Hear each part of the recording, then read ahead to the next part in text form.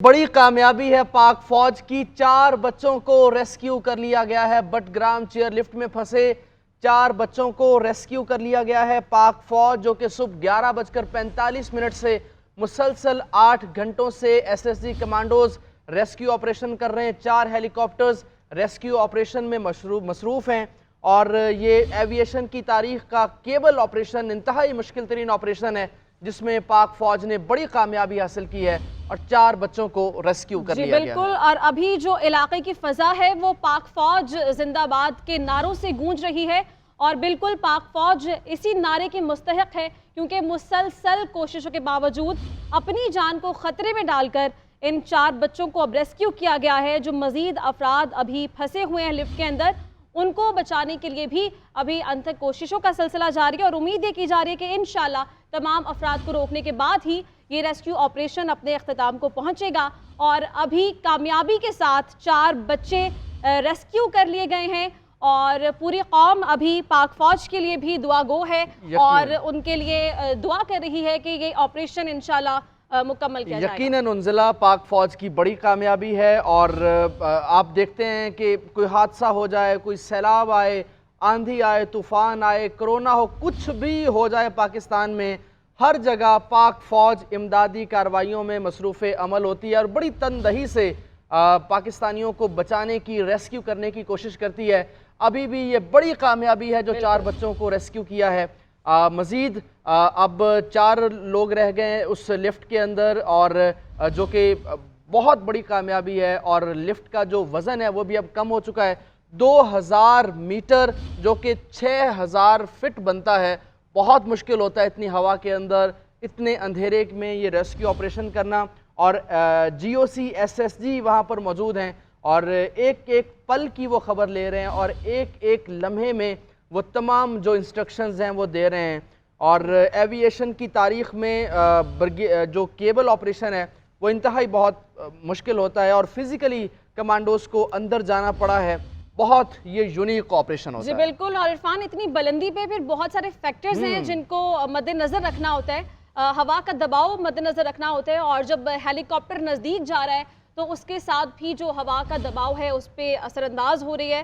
तो इसी बारे में हम बात करते हैं। एजाज साहब ने हमें ज्वाइन कर लिया है। एजाज साहब कहिएगा, मजीद 2 बच्चे कामयाबी के साथ रेस्क्यू कर लिए गए, ये सहरा पाक फौज के सर सच था? यकीनी तौर पर ये सेहरा पाक फौज के उन जवानों के सर है जिन्होंने अपने आप को खतरे में डाला और एक एडिशनल रोप होने के बावजूद खुद को बचाते हुए तकरीबन 10 फुट की बुलंदी, 10 फुट की दूरी से बचाते हुए उन बच्चों तक पहुंचकर उनको रेस्क्यू किया। ये पाक फौज और पाक फौज के जवानों की कामयाबी है और ये बिल्कुल एक यूनिक ऑपरेशन में बच्चों को बचाया गया। दुनिया भर में ऐसी मिसालें शायद इक्का दुक्का मौजूद हो जब इस किस्म के वाकयात होते हैं, क्योंकि ये इस किस्म के वाकयात दुनिया के और हिस्सों में भी होते हैं, लेकिन इस तरह इतनी बुलंदी से बच्चों को बचाना वाकई एक सही है। एजाज साहब हमारे साथ ही मौजूद रहिए। ब्रिगेडियर रिटायर्ड अहमद सईद मिनाज साहब हमारे साथ मौजूद हैं। सर आपका बहुत शुक्रिया, आपने जीएनएन को टाइम दिया। पाक फौज की बड़ी कामयाबी है सर, 8 में से 4 बच्चों को रेस्क्यू कर लिया गया है। 2000 मीटर यानी 6000 फिट की बुलंदी पे ये एविएशन की तारीख का मुश्किल तरीन ऑपरेशन में पाक फौज ने यह कामयाबी हासिल की है। सर ब्रिगेडियर साहब। बिल्कुल ऐसा ही है और ये जो ऑपरेशन इसने आर्मी एविएशन ने किया है इसकी जितनी तारीफ की जाए वो कम है। और आपको मेरी आवाज आ रही है? जी जी सर, आप ऑन एयर हैं। ओके ठीक है। ओके इस तारीफ कीजिए।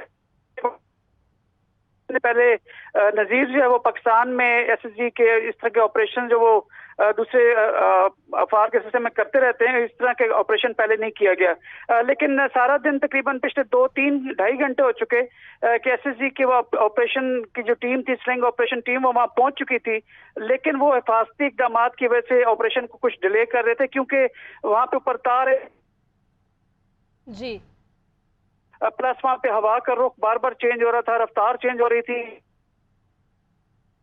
जो स्लिंग जितनी लंबी थी उसके हिसाब से वो अनस्टेबल हो रहे थे जो स्लिंग के साथ एसएसजी के ऑफिसर लटके हुए थे। लेकिन अभी जब लास्ट इन्होंने ट्राई करनी थी तो क्योंकि उस इलाके के अंदर, ये घाटी के अंदर ये डोली जो है ये वन साइड टू तो एक वो लम्हा दरमियान में कोई आधे घंटे के इस तरह जरूर आता है। अपने गांव में देखा होगा कि शाम ढलने पे, और स्पेशली इस इलाके में ठंड भी है, तो शाम ढलने पे हर चीज साकित हो जाती है।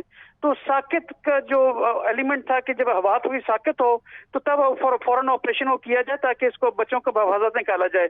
अभी भी जैसे मैंने पहले भी आपके टीवी पे शायद कहा था कि 20 से 25 मिनट के अंदर तमाम लोगों को बहाफाजत निकाला जा सकेगा जैसी स्विंग टीम यहाँ पहुंचेगी। लेकिन मौसम की जो बदलती सूरत हाल थी, इस वजह से थोड़ा सा सेफ्टी के एलिमेंट की वजह से ऑपरेशन को कुछ डिले किया गया। और अल्हम्दुलिल्लाह जैसे ही वो साकित होने वाला मोमेंट आया शाम के, जब दिन के 2 पहर आपस में मिलते हैं, तो उस वक्त इन्होंने हली को दोबारा उठाया और अब इनको एक स्टेबल हवा मिली वहां पे, और जिसमें वो चूंकि जो स्लिंग के साथ एसएसजी के कमांडो लटके हुए थे, उनके लिए अब नहायत आसान था कि जब आप डोल ना रहे हो, खुद स्टेबल हो, तो हमारा आराम से निकाल सकते हैं। 3 हेलीकॉप्टर इसमें हिस्सा ले रहे हैं और एसएसजी के जीओसी इसमें ज्यादा खुद वहां मौजूद हैं। तो अल्हम्दुलिल्लाह 4 को निकाला जा चुका है, बाकी 4 को भी हिफाजत निकाल लिया जाएगा। और लास्ट लाइट के बाद जब अब मगरिब की अजान होती है उससे जी रहती है, तो उसके दौरान इंशाल्लाह बाकी चारों को भी निकाल लिया जाएगा। और मेरे ख्याल में दुनिया की तारीख में, कमांडोज की तारीख में लिखा जाएगा कि किस तरह से पाकिस्तानी अफवाज जो हैं अपने मुल्क को, कौम की खिदमत के लिए अपनी जान की परवाह नहीं करते और जानों का नजराना पेश करते हैं। साउथ वजिस्तान में भी देखें 6 शहादतें हुई हैं, इधर शहादतें ले रहे हैं, इधर लोगों को बचा रहे हैं। वो भी शहादतें इसलिए ले रहे हैं ताकि लोग जो है पुरअमन रह सकें, अमन के साथ रह सकें। तो लिहाजा मेरे ख्याल में इस तरह की प्रोफेशनल फौज दुनिया में कम ही लोगों को मैसर है, कम मुल्कों को मैसर है। हम अपनी पाक अफवाज का जितना शुक्रिया अदा करें वो कम है।